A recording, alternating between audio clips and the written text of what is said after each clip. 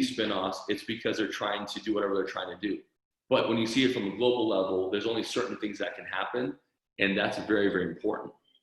The second thing I want to point out about the economists, when you talk about education and research, whoever you're mentoring, whoever you're following, this is why I encourage everyone, whether it's my interns or everyone else, you have to Google, you have to research, you have to understand, because if they don't really have the credibility that they're saying, and they're utilizing desperation is the word I want to use, then when you're desperate, people make desperate decisions, which end up being bad business decisions, right? Every bad decision I've ever made, every problem I've ever had has been based on desperation, because it's like, oh my God, this is going to happen. Oh my God, this is not going to happen. Oh my God, this is going to grow. Oh my God, this is not going to grow. Oh, I need to take the money because my friend Bob invested into Forex, or my friend John invested into this.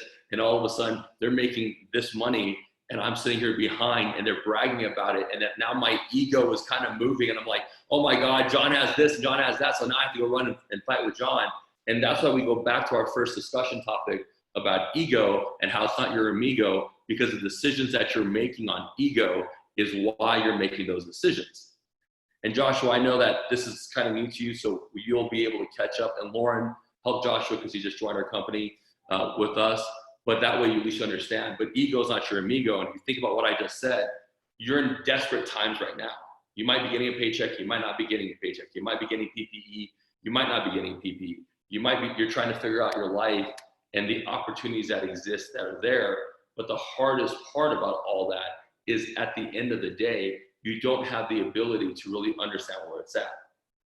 Any smart businessman, your Warren Buffetts and your Mark Cubans, we all know one thing. There is no such thing as quick money. I've been in crypto. I've been in cannabis. I'm in real estate. I've done clothing. I've done energy drinks. I've owned all these different companies. And at the end of the day, when I was young, because I was impatient and I was hungry, I would make decisions that weren't best.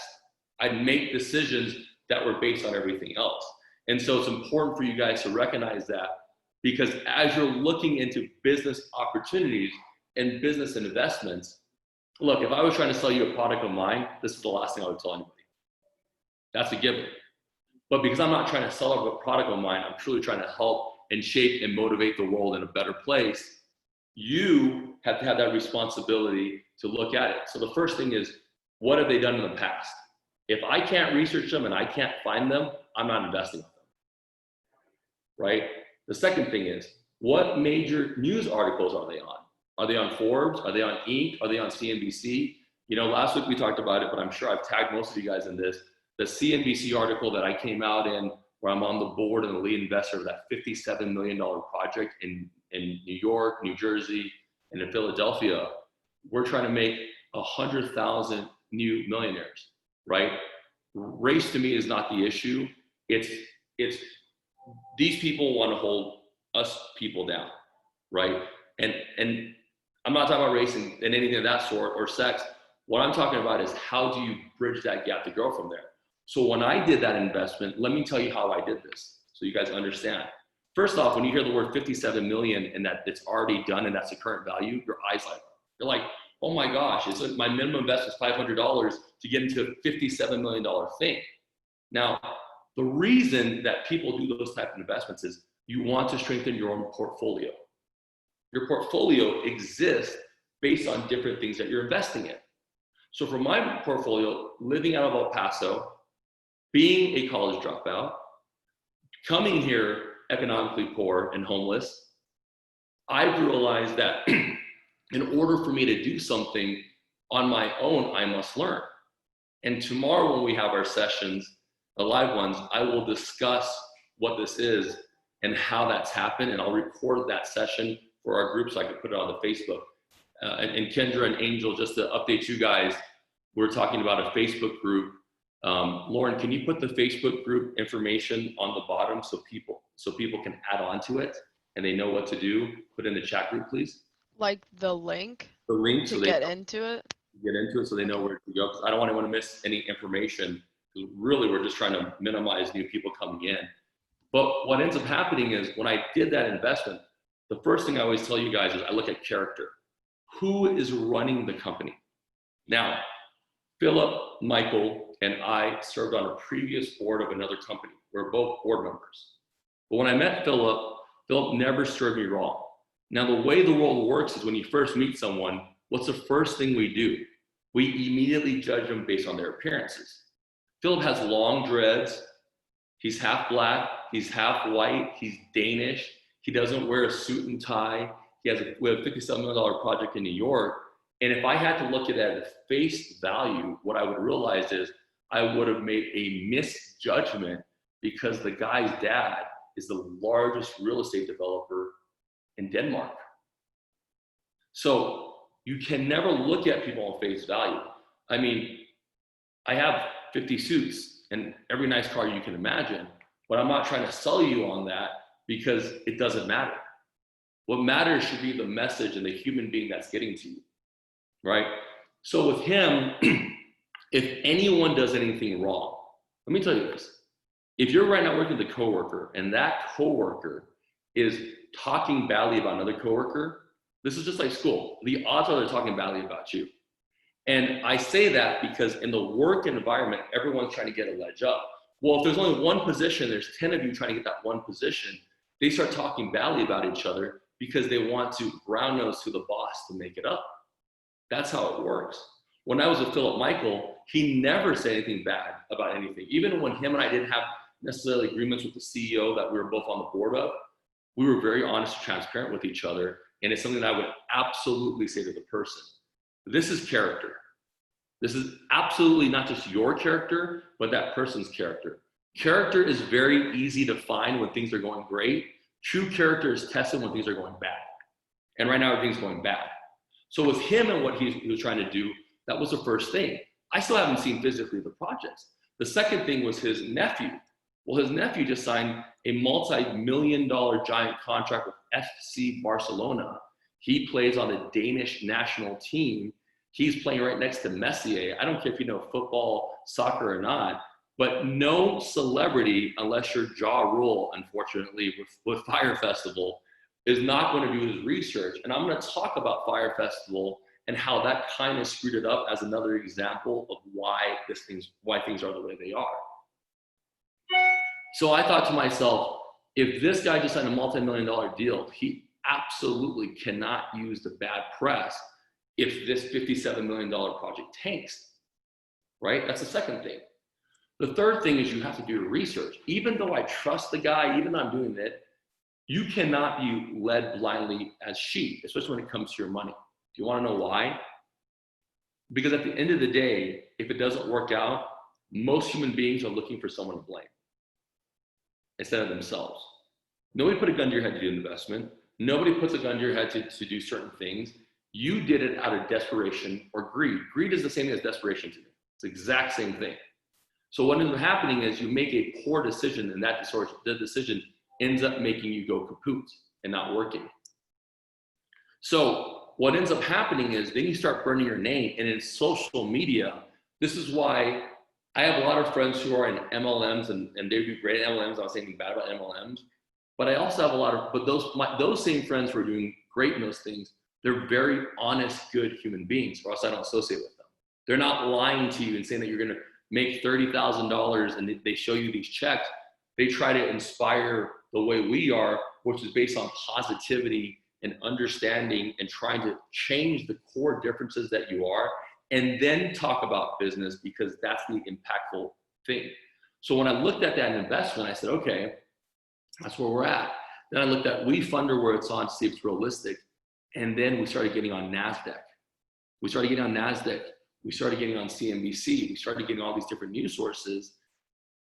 And that kind of helped reiterate what I had to do, because when it comes to business, news sources are giving information, but they're not allowed to be paid for the information. They have to fact check and find, or they're liable.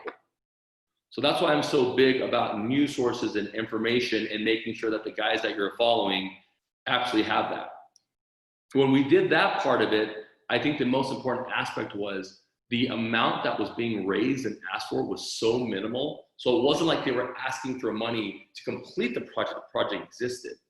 And from there, that's why I put my name as a lead investor. and I put my name on the board because it was my affiliations with those type of people. And then I put in my own money in there. So if I didn't put my money in there, I would never, ever, ever have anyone else put their money in there, right? Because either A, I don't have it, or B, I don't believe in enough to do that. So the other important question is when people are asking you to invest or look at new businesses, are they putting their own money in there? That's $1 million question. And the second thing is, if you're trying to sell, are you putting your money in there? Because if you're not, no one's dumb. They're not going to do it. If this is such a great thing, why aren't you putting any money in there, right? That is the reality of the situation. For young people, it's very, very difficult because you don't have the experience. You might not necessarily have the funds to do so. So you have to be very careful what you're doing. But in this day and age, it gets very difficult because one bad decision will haunt you the rest of your life on social media. And that's the truth. So if you're trying to risk a deal, for example, I'll use me for example. If Travis says to me, David, I want you to make this investment, and I like Travis, I've convinced Travis, and I believe that Travis does research, and I go from there. And then Travis introduces me to Bob, and Bob ends up being a shyster, and Travis kind of knew about it. I know that I can't trust Travis because he's a bad character. Obviously, it's not this Travis, it's his hypothetical name. You don't risk and leverage your network. There's two types of people in this world when you're talking about your networks. One, you only do things when you are absolutely confident that you're not going to risk that network because you're going to do it right. The second ones are people that maximize and take advantage of that network to do wrong. So if you have a friend that's constantly changing and changing and changing and changing and changing, two things are either true. Either A, they didn't do their research, or B, they're unstable, or let me say the third thing. They're so great that they're making so much money, but you'll be able to see this friend because you have to look around and see what they're trying to do and where they're at. So when I did that investment with this $57 million, investment, that's why I did it. I didn't put it up until we hit CNBC. And that's when I put it up. And I was already part of it for a month because I didn't feel comfortable. Of course, I'm talking to my mentees, pay $500, put it in. All y'all are gonna do it. That's the wrong way of doing business. So I waited and I checked it, and then I went to my mentees. Whether you continue with me or not, whether you spread the message or not to everyone else, the most important thing is, remember this one thing I just told you. I could have easily told everyone to put in $500 and everyone would have found a way to do it. They would borrow money from their grandmothers, their uncles, and their aunts. Oh, here's a guy from FC Barcelona. Here's this $57 million project here in cities that I can't do. David Chen's invested in it. He's my mentor. He can't do me wrong. But a real mentor is someone that cares about you, would wait as long as I did in order for you to do it and put my money in first and make sure that it was going right. And I didn't get greedy. I put in 500 first, kind of see where we're at. I got on the board and lead investor. I put in more money. I'm gonna put in more money after this so that I can make it grow. That's important. The second thing I want everyone to know when it comes to investments and things of that sort is you can't put it all in. We're not gamblers. That's not how business works.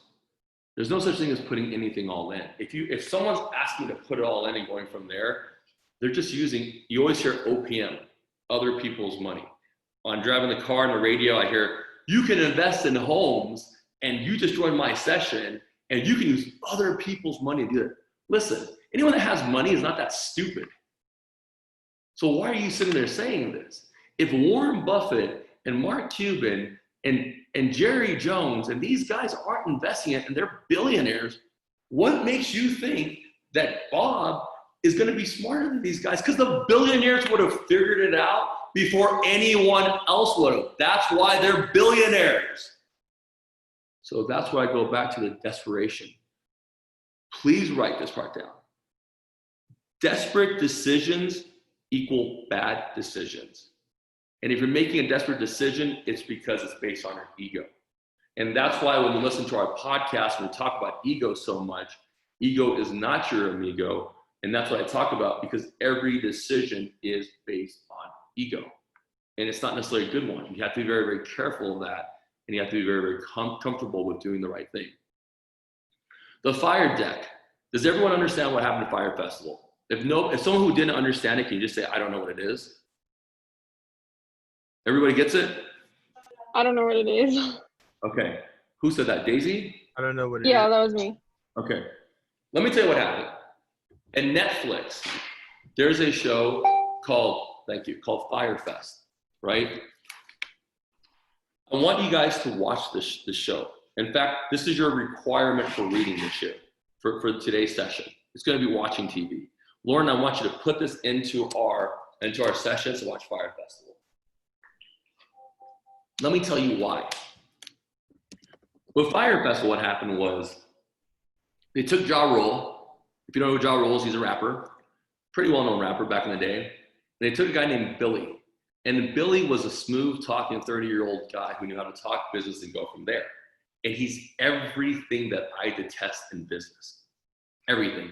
Nice, charming, he'll buy your affection, right? He'll take Steven out to dinner, he'll buy Kendra a watch, he'll buy Lauren's loyalty by giving her champagne. These are master manipulators, not master business people. There's a big freaking difference. What he did was he went in and he tried to do this giant festival, and he did the most remarkable thing. He got Kylie Jenner. The Kylie Kendall, well, one of the Jenners, I don't know what it was, they all the same, but one of the Jenners. And he made them a partner to blow it up and say, hey, we're gonna have this amazing festival. It's gonna be on a private island in the Bahamas. We're gonna take private jets. It's a 3-day festival of music, love, and inspiration, and happiness, and good stuff. And Ja Rule's gonna be there. And look what happened next. Here's one of the Jenners who posted it up. And then they did this social media thing, which I want my intern team to understand why I want everyone to promote. Then everybody started doing it. They got Emily Ratajkowski to start doing it. They had athletes, and they had this huge list of 30 or 40 or 50 athletes simultaneously launching this Fire Festival. And of course, when you see all these names, you're like, these guys can't be wrong. They absolutely have to be right, because who in their right minds would do that stuff? So the day these guys show up, nothing's done. Billy, in my opinion, could have saved himself had he pushed it back, had he done it right. But his ego got in such a big space that when it came to last minute, it was done. And then it went online and it went viral. And now Billy is serving time in jail. Ja Rule is the running joke in the world now, and no one will ever do it. Do you think Ja Rule knew what was going on? Probably not. Ja Rule trusted Billy, but because Billy lacked character and insight, he damaged Ja Rule's name, who has been around in the music industry for years and years and years. That's the second thing. What do you think happens to all the other people, all the influencers that go from there? When someone wants to join those festivals, it's for clout. I mean, I believe it's for fun and all that good stuff because I do it too, but you do post on social media. You do it for clout. You do the look at me, let me see what's going on. And every single one of them didn't do the most important thing I just told you. Did you research the guy before he did this thing? What did he do before? It's all you have to do. You research me, I was a managing partner at Deloitte. You research me, I'm the president of China. You research me, I'm on CNN. You research me, I'm on Forbes. Not to mention the current stuff that I tag you guys in. Forget the current stuff. What about the stuff before? That's the key point, and that's what ended up burning. So if you watch this movie, and trust me, you do, and you think about what Dave said about ego, and you think about credibility and due diligence checking people, and you think about how you master manipulated it, he ended up screwing himself so bad that this great idea is now a running joke in human history. And everyone that wanted to join, every young influencer, every young person that was there, they did it because of their egos, and they didn't do it right. So now they lost all their credibility, all their friends, everyone around them. Are there any questions about what I'm saying right now? Awesome. So that's the first thing I want to talk about. The second thing I want to talk about, when it comes to looking at things and double checking and investing and making sure is, are you balanced right now in your life? When we go back to our lesson 3 about friends, family, associates, this new list, I want to talk about the happy balance list. This is how a happy balance works. You take your job, you take your significant other or your friends or your family, that's in one column.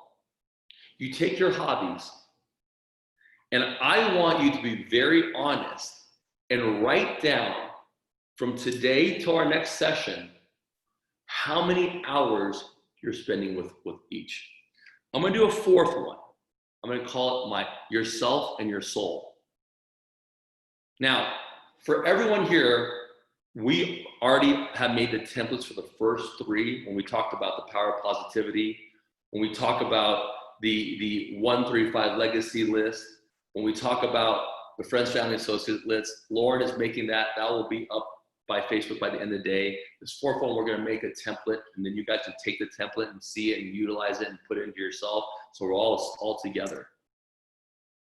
But those areas are so important, because if you are not an introvert and you're an extrovert, but you're unbalanced, something is missing in these four areas. This is a you list. This is not just being positive. This is you being realistic and saying, this is where I fall, this is where I spread, this is where my issues are, this is where I'm at. And you're gonna realize that it's just 1 week of analysis. And if you can't invest 1 week of your life, then you're definitely in the wrong program. But if you can invest 1 week of your life, you're gonna start opening, realizing, I really don't spend as much time with my family as I think I do. I really spend more time with my friends than I think I do. I really spend too much time on my hobbies and not enough time fixing my own soul and my own happiness. You have to have a balance, right? As much money as you can make, if you're not happy, I always say this, billionaires blow their brains out, BBB, right? They blow their brains out. Celebrities blow their brains out. Just yesterday, we had a girl in the esports community from Valorant, 26, beautiful girl, 100,000 subscribers. She killed herself at 26 years old. And on the outside on Instagram, she looked so happy, but on the inside, she was dying. So it inspired me to talk about this list. In fact, you're the first group I talk about this list. And the next group, which you guys will eventually join, probably not next week, the following week, that group right there is to talk about this major issue. Because if you're not happy and balanced, it's because you're feeling a lack of from something that's missing. This is a very surface level discussion. But the reality is, when you start going through that list, you're gonna start realizing where the issues really are and how to fix those issues. And that will then combine with the power of positivity. That will combine, because you'll say, I'm not spending enough time with my family, but I am going to be very appreciative, and I'm going to look at my perspective, and I'm going to spend more time with them than I thought I was. It's going to help you check your ego, because you're going to realize that if you're out partying too much, which obviously no one's going out because of COVID, but you're spending too much time with your friends or whatever you're trying to do for fun, that it's because your ego and you care more about the highlight reel than yourself. You're also going to realize that when you're doing hobbies, anything can be bad. One quote that I always say is everything in excess, even in everything in moderation, even in excess. So think about what I just said. Everything in moderation, even excess. Let me throw some things at you. You look at the human body and the efficiencies. Someone who eats just meat, someone who just eats vegetables, someone eats one thing. Your body starts getting deficiencies, right? You get started supplementing, whatever else. That conceptual basic issue is the same thing in life. You start getting deficiencies, which makes you unhappy and inefficient. And if you start realizing where you're at and how you're trying to do it, it's going to be very impactful, because without using your ego and making these decisions and the answers on these four, you start feeling like, oh my gosh, I really could do better here. I really could do better there. I really could make things work better. And then you go back and you say, on your 135 legacy list, you say, maybe this really didn't match my 135 legacy list. It's constant checking and growth. And that's why I have you guys do the list. Everything I always tell you ties into something else, that ties into something previously, that ties into a book, that ties into a movie, because it's a whole mindset shift that you have to have in order to find ultimate happiness.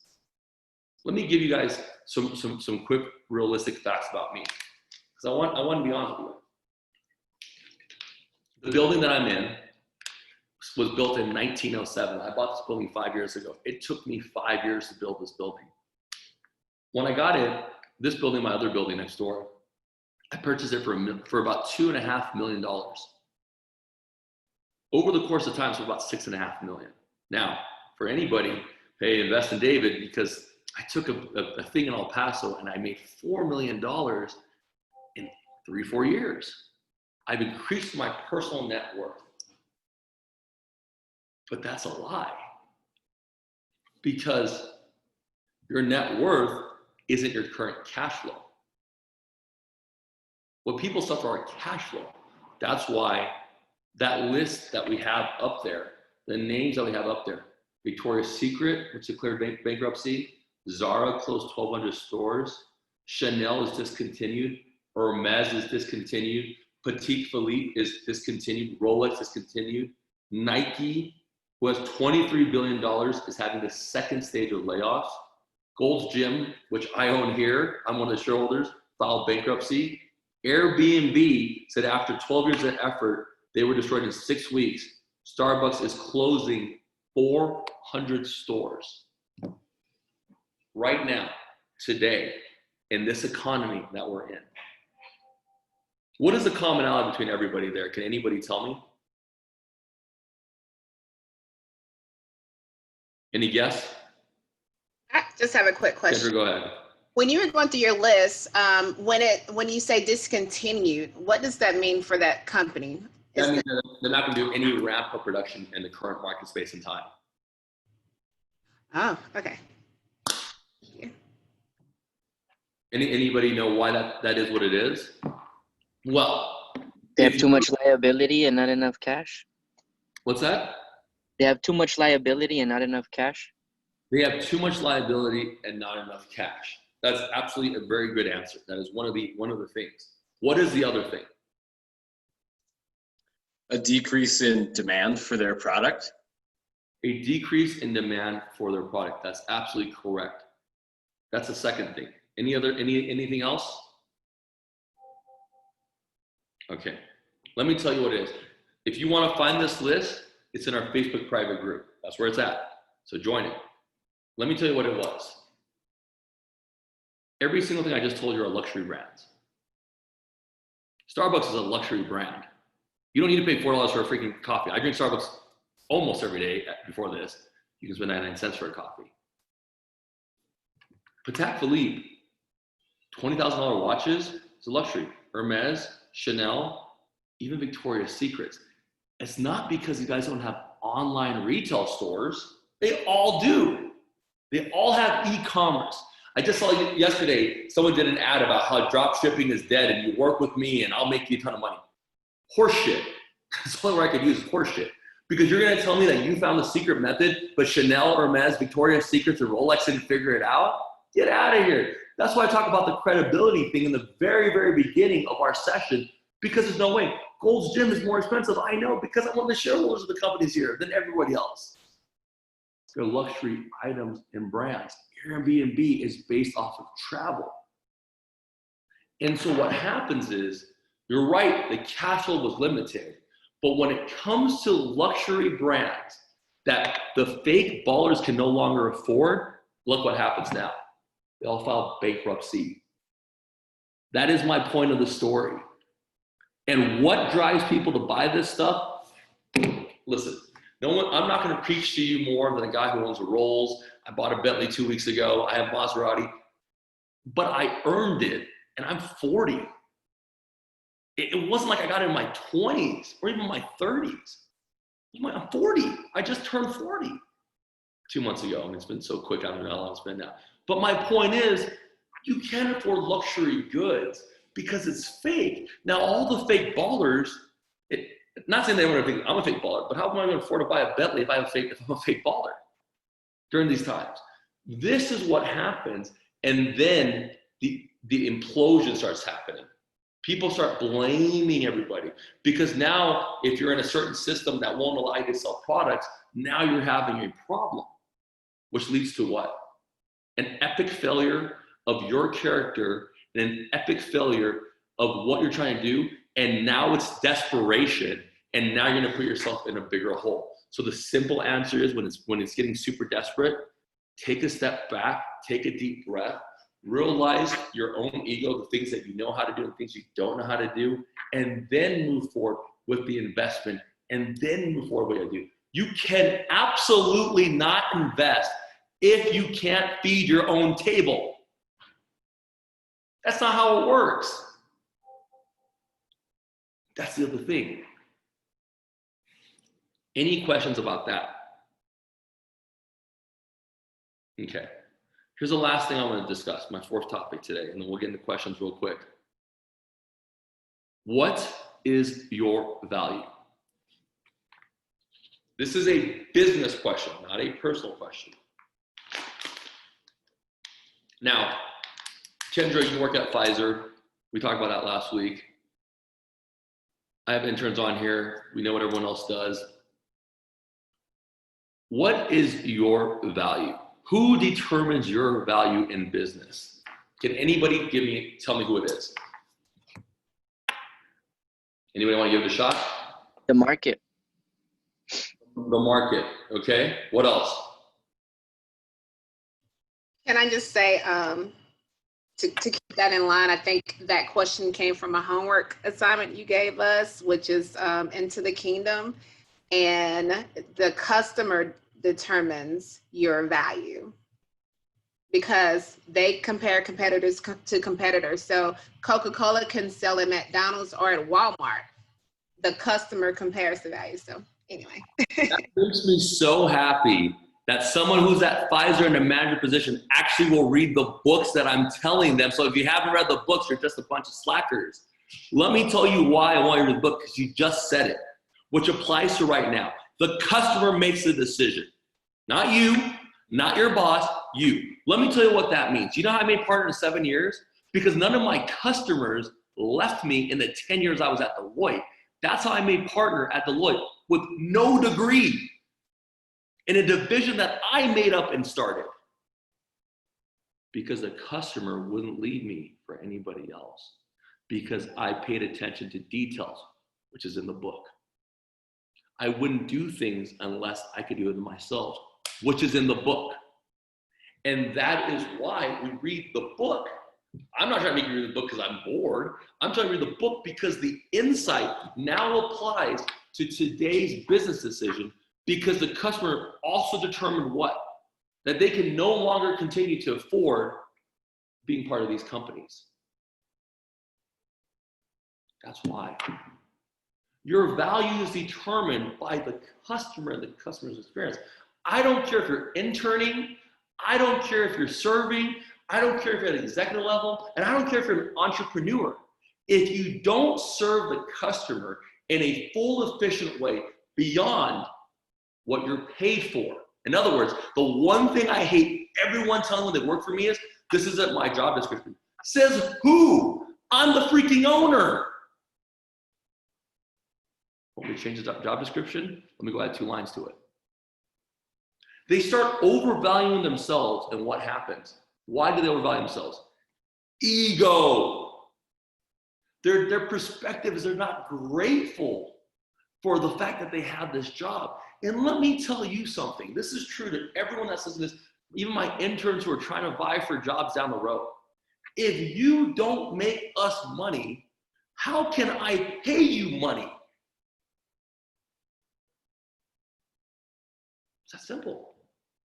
So if you're upset at your job right now because you're not moving up and your sales aren't there, first off, it goes back to the discussion of, are you part of the water cooler people talking poop and garbage? Hard check. You can complain about the job, but if you don't have the balls to tell your boss, don't say it.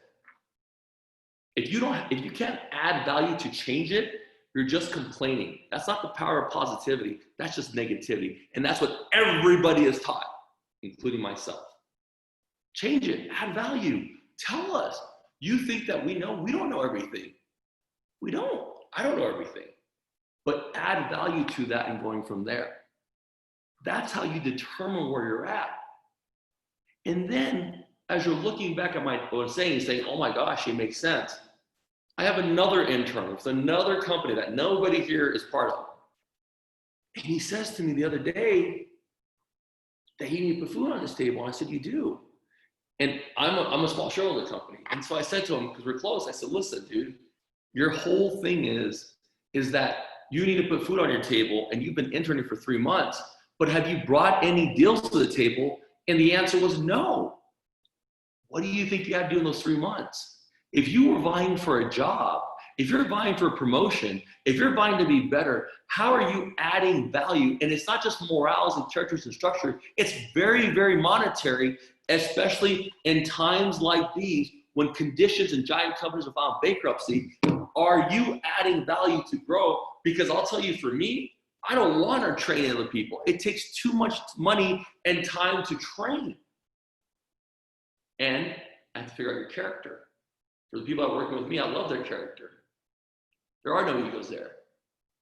So you have to add a financial value. And how do you add a financial value if you're all selling the same thing? Customer service. What is customer service? I've said this to you guys in my previous sessions. At Deloitte, when I talk about understanding the environment and why I want you to read The Economist, is I put myself into someone else's shoes. If I have a client that's coming in from Asia into Mexico, living in the US, they're 30 years old and they're away from all their families, they can barely speak English. Do you think they know where they can buy groceries in this country or in the city? No. Do you think they know where they can get a home? No. Do you think they have the connections to get a new car? No. I added value and did that stuff. And then I got loyalty, and from loyalty, they never left. In my 10 years at Deloitte, I lost 0 clients. Nobody in the history of the firm can say that. Hand to God, I was a client. And that's how I closed billion-dollar deals. I wasn't the most expert one. I looked like this when I was younger, maybe a little bit thinner, but I looked like this either which way. And my point was, they didn't judge me at that point in time because I came from Taiwan and they're in China and there's a language barrier and, oh, David, you're not educated. Those are all horseshit excuses on why you're not succeeding and not happy. Because you're blaming everything but yourself. But if you went the extra mile and you read the book, like I keep trying to tell you guys to read the freaking book, you'll see the attention to detail. You'll see that the customer's always right. And at the end of the day, the customer can spend its money anywhere they want. So everyone's your competition, especially in times like these. So go the extra mile and care about your customer. The worst thing that can happen, you make a new friend. The best thing that can happen, can close. That's how I did Foxconn. Foxconn is a Fortune 100 company. They do products for Apple and everyone else. I took 3 years for me to become a friend with someone and talk to them day in and day out, and 3 years of no's and 3 years of it's not going to happen. And then one day he went on a limb. And let me tell you how crazy the story was. I'm based out of Mexico. The CEO of Deloitte, brother, was the CFO of Foxconn. And even they, twin brothers, they, on a global level, could not get Deloitte to be the auditors. And I was the only one in the whole world, nobody else, that got every Foxconn company in here. We negotiated government people in El Paso, that big place that's out of Foxconn. I brought Foxconn in. 30,000 jobs, I did that. From what? From 3 years of being a friend with someone. See what happens when you're friends with someone? If you're a true friend, eventually something happens. Guilt. Because you want to help them. If you don't have an ego and you truly love this friend, and this friend falls in the friend and family category, then you should support your friend. And that's what made me do it. That was the add value I added to the company. That's how sales really works. I don't care about your sales methodologies and all this shit. You don't like the guy, it doesn't matter. They'll find every reason. Even if the CEO says yes, the guys on the bottom are going to say no. So my parents taught me something very, very true. When you hear about the janitor and the CEO the same way, that's what they mean by that. You think the CEO's making that decision? Probably. But if I have someone just like Newt doesn't like the guy, Newt's not going to work with him. Newt will say, Newt's not like that. But he could say, oh, that guy was a bad guy. Oh, that guy didn't show up. Oh, that and that. How do I know? I'm the CEO. I'm too busy to double check. That's the add value part. And that's true character, because when you truly start caring about people, that's what I talk about, the universe giving back and providing back. That's the value. So when I asked you the question, what your value was in business, your value is not what you determine it because you went to school and had a PhD. I hate to tell these guys they got a PhD. I don't have a PhD. I'll be teaching at SMU next summer. What's your point? That's not to belittle the word. It's just to say that you can overcome anything and succeed if you do it based on good character and good expectations. You will win. But if you're not succeeding right now, or where you want to go, a lot of it's probably because of COVID, but more importantly, it's because you haven't checked your ego yet. And that's the truth. What you're going to hear tomorrow at the sessions that I'll record is how I did these buildings and how I really went through it to now be worth $6 million. Now I'm telling you, it's not a love story. It's a horrible story, but it's a true story. And this is the same guy who's telling you this, who's part of a $57 million project as a lead investor in New York. It takes these negative experiences, and that's why I say to you, from everything negative comes something positive. And if you keep going and move forward, and you check your ego and you understand this, and you treat people right, the universe will eventually take care of itself and take care of you. Because that's why I say you can't be half good and half bad. I never once in my sales experience sold a customer something they didn't need. Not once, and I never will. I never once told a customer that they could get it cheaper somewhere else, that they should get it with me. I didn't care if I was starving. That's my character as a human being. Where are you with that? You know what? Customers aren't stupid. What do you think happens when they find that out? They're out. And that's why you should read that book and watch Fire Festival and go from there. All right, 53 minutes passed by pretty quickly. Are there any questions? I'm gonna let Angel, Daisy, Stephen, John go first. Joshua, we can have a one-on-one later. Team, if you have questions, you can just text me. But I want to get that because we only have 6 minutes left for the next session. Any questions? Yeah, actually, knowing how infectious toxic mindsets can be, what is your advice for insulating yourself from toxic people when you can't physically remove yourself from them, such as coworkers, people that you got to spend 8, 12 hours with 3-4 times a week? What can you do to kind of prohibit yourself from falling into that toxicity? This is a very broad question, so I'm gonna give you a very broad answer. First thing is don't engage with them, water cooler talk, because it's a character issue. That's my simple answer. Look, you gotta do work with them, that's one thing. You wanna talk shit about someone else, that's a whole different ballgame. You can choose to engage in it or not. You know why people have left my circle? Because when they tell me a story about how someone said something bad about me, my question is, how come you didn't defend me? It's that simple. You know me so well, why'd you defend me? Have I done that to you? No. But why the hell would you allow him to? Well, I just didn't say anything because, I wouldn't say anything bad about you. Well, you certainly didn't say anything good about me. Character, man. That's the first thing. Second thing, friends, family, associates list. That's why I told you about the friends, family, associates list. Because these aren't your friends, they're associates. Who cares what their decision or their opinion is no different than a troll on the internet who doesn't like my post. I don't care. I don't know who the hell you are. You're not paying my bills. I don't know who you are. So F off. Third, and this is the most important thing, you're a better human being than that. And you know you are. So make your family proud, man. Don't deal with that. And if it's someone in your family, everyone has toxic family members. All of us do. Let's talk about the inevitable. You're going to have to see them during the holidays. So what? 1 day or 2 days or 1 week or 2 weeks or 2 months out of 365 days a year. Stop crying about it. Just move forward. Just do it. There's no reason to have a chip on your shoulder and make things worse. That's what they want. See what happens when you start acting nice to them. First they'll talk crap. And then they start getting really confused. And then they feel ashamed. And if they don't feel ashamed, then good freaking riddance, get out of my life. Trust me, I have a lot of toxic family members too. But that's how it works. Don't let your character sway because of other people. And I know you have character, brother, so that would be my answer for that. Okay? Well, thanks. I appreciate it. No problem. Kendra, do you want to ask a question? You must saw it in my face.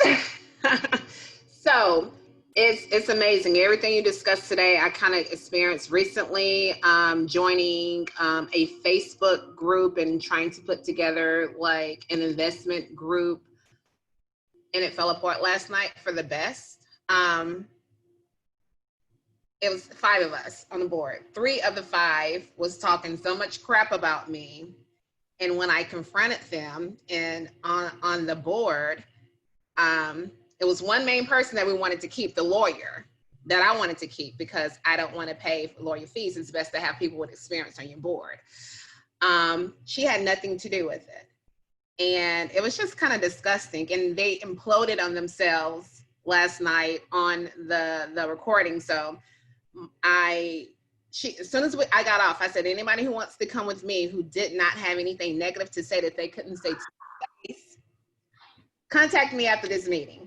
She called me. I was excited. We discussed. She's matching my investment. We're partners. How would you suggest I set up my next board? Is it CEO?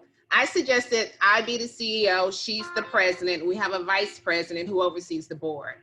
I'm just looking for a way to actually protect me because I was ousted out of my own board because small-minded people didn't like my leadership style because I'm very corporate and they were not, unfortunately. And I'm a project manager, so I'm a task driver. However, I'm a people person too. But when it comes down to it, we can't stay 9 months in startup, when we scheduled 6. And anyway, so that's my question. I'll tell you the simple answer. You're gonna love my answer. Go on their social media before you bring them on. Okay. Add them all on. There's a reason I had everybody on and interns. There's a reason you're all my friends on social media. I'll treat you guys straight. I'm about to reveal a secret that I would never reveal to my interns, but I'm gonna do it today because you asked me this question. First off, everyone that's on this group, I want you to realize one thing. It doesn't matter what age you are, what race you are, where you're from, what city, what your education is, what industry you're in. It's all the same. She just told you that. So keep that always in your mind. This is where I'm going to tell you. Look at their social media. Add them as friends first. Dude, there's only so much stuff that they can say until they're not real. But if you look at my social media, I don't sway from positivity. I don't, and I'm going through stuff that I don't even want to tell people about. I have an aunt who has stage 4 cancer that I found out on Sunday that is dying. And I'm very close to this aunt. You can never tell because it's not a negative thing I want to throw out there. But if you look at someone's consistent from Twitter to LinkedIn to Facebook to Instagram, they're going to slip up somewhere. And when they do, when they're talking badly about their friends, you will have that friend that complains about everyone. We have that one friend that's too far left or too far right or too far this or too far that. I don't do business with those people. They're my friends, sure. You don't talk about this stuff, but we can still be friends. It's not what I want to deal with. So your simple answer is social media. And go through it and see where they are because their resume can tell you what they did, but their social media eventually reveals who they are. And that is why all the interns are my friends on social media and everyone else, including my mentees, because I want to see who the heck you really are. That's why. So hopefully that answers your question. It does. Thank you. You're welcome. I think, John, do you have a question? Yes, sir. Well, okay, what is that? So for me, talking about the Fire Festival, kind of just talking about like personality traits and characteristics a person has. Because when you I know you said research somebody, but in a situation that you might have someone that's a good businessman or a manipulator on the rise, like if you look at the qualities that the gentleman had from the Fire Festival, he was able to sell people on a vision, right? He was able to sell them that they would be able to break timetable, like they'd be able to do things in a shorter amount of time than what people thought was possible. And like, for example, Steve Jobs, Elon Musk, those people have those same qualities, but they actually turned out to be great businessmen. Like, how would you be able to tell the difference when you really can't research someone? Then if you can't research them, you shouldn't be doing business with them. Straight up. That's my simple answer. Okay. I mean, think about it. So, Think about what I just said. Elon Musk, who's supposed to be this genius, brilliant guy, he's on social media. He shot a freaking car to the moon. Warren Buffett might be on some social media, but guess what? Warren Buffett, you can Google and find out. Me, I'm on social media like crazy. I tag you guys all the time, but I'm on articles nonstop. I was in Yahoo Finance, 2 days ago I was in there, and CNBC the day before. If you can't find them, they're not real. They're big businessmen. You think any big businessman, oh, it's because of this and this. That's a crock of shit, man. Because the reality is, any big businessman I've ever dealt with, they're all out in the media somewhere. And I've dealt with the biggest businessmen in the world, and I will tell you for a fact that if you can't find them, they're not real. I don't care what they tell you, they're not real. Because they don't control the media. It's that simple. They just don't. And even if they control, like Bezos owns Washington Post, he doesn't own all the posts. That's what I would tell you. If you can't find them, they're not real, man. I would be very cautious about that. I could be wrong, but at least for me, myself, and David, I just wouldn't invest in that and make that work. sounds good. Thank you. No problem. Daisy, do you have a question? I do not. All right. Well, I appreciate it. Okay, guys, please join the group. We're going to update it. Hopefully, I'll see you guys tomorrow. Lauren, obviously, write down the things we discussed about today and our lesson plan. Joshua, great finally seeing you. For nothing but great things about you. I'm super excited. And Colton, we got to get on that call. Steven, I will see you tomorrow. And John, stay safe out in Midland. And Kendra, F the haters. You're going to do great.